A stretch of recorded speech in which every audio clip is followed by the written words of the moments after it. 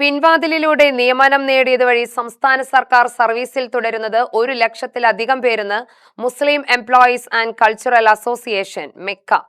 സാമൂഹിക നീതി ഉറപ്പുവരുത്തിക്കൊണ്ട് സർക്കാർ അടിയന്തര നടപടി സ്വീകരിക്കണമെന്ന് മെക്ക പാലക്കാട് ജില്ലാ പ്രവർത്തക യോഗം ആവശ്യപ്പെട്ടു.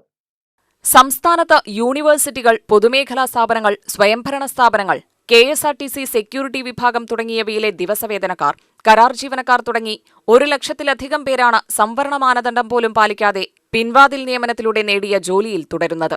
KS&SSR പാർട്ട് 2-ലെ 14 മുതൽ 17 വരെയുള്ള ചട്ടങ്ങൾ, UGC മാനദണ്ഡങ്ങൾ എന്നിവ ലംഘിച്ചാണ് കേരള സർവകലാശാലയിലടക്കം 400-ലധികം താൽക്കാലിക ജീവനക്കാരുള്ളത്.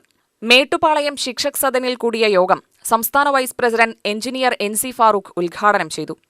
ഇപ്പൊ നമ്മുടേതായ ഭാഗത്ത് വഖഫ് അമുസ്ലിങ്ങളെ കയറ്റുന്നതിന് വേണ്ടിയിട്ട് മുഖ്യമന്ത്രിയുടേതായ സ്റ്റേറ്റ്മെന്റ് വായിക്കാനിടയായി. അതേസമയം നമ്മൾ മനസ്സിലാക്കുന്നത് മുൻ ഗവൺമെന്റ് LDF സർക്കാർ വഖഫ് ബോർഡിൽ അമുസ്ലിങ്ങളെ ചേർക്കുന്നതിന് തീരുമാനമെടുത്തിട്ടുണ്ട് എന്നുള്ളതാണ് പറയുന്നത്. പിന്നെ ബഹുമാനപ്പെട്ട സുപ്രീം കോടതിയുമായി ബന്ധപ്പെട്ട വിഷയമായതുകൊണ്ട് അതിൽ നിന്ന് വ്യതിചലിക്കാൻ പറ്റാത്ത ഒരു സാഹചര്യം. ഇന്ത്യ മതേതര ഇന്ത്യയാണ്. ആ മതേതര ഇന്ത്യയിൽ മുസ്ലിങ്ങൾക്ക് മാത്രമല്ല അമുസ്ലിങ്ങൾക്കും പ്രാതിനിധ്യം നൽകണമെന്നുള്ള വാദങ്ങളൊക്കെ ഉന്നയിക്കുകയും എന്താണെങ്കിലും മുസ്ലിം ലീഗിന്റെ നിലപാട് ഇതുവരെ വ്യക്തമാക്കപ്പെട്ടിട്ടില്ല എന്നുള്ളതാണ്.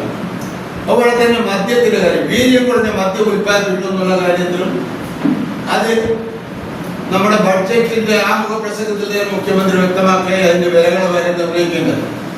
ജില്ലാ പ്രസിഡന്റ് PA നവാസ് അധ്യക്ഷനായി. കേരള മുസ്ലിം കോൺഫറൻസ് ജനറൽ കൺവീനർ AK സുൽത്താൻ മുഖ്യപ്രഭാഷണം നടത്തി. സംസ്ഥാന കോർഡിനേറ്റർ VS മുഹമ്മദ് ഇബ്രാഹിം, സംസ്ഥാന സെക്രട്ടറി KA അബ്ദുറബ്, ജില്ലാ secretary C Muhammad Sharif, A Muhammad Kasim, TA Abdussalam, S Anwar Hussain തുടങ്ങിയവർ പ്രസംഗിച്ചു. UTV news, Palakkad.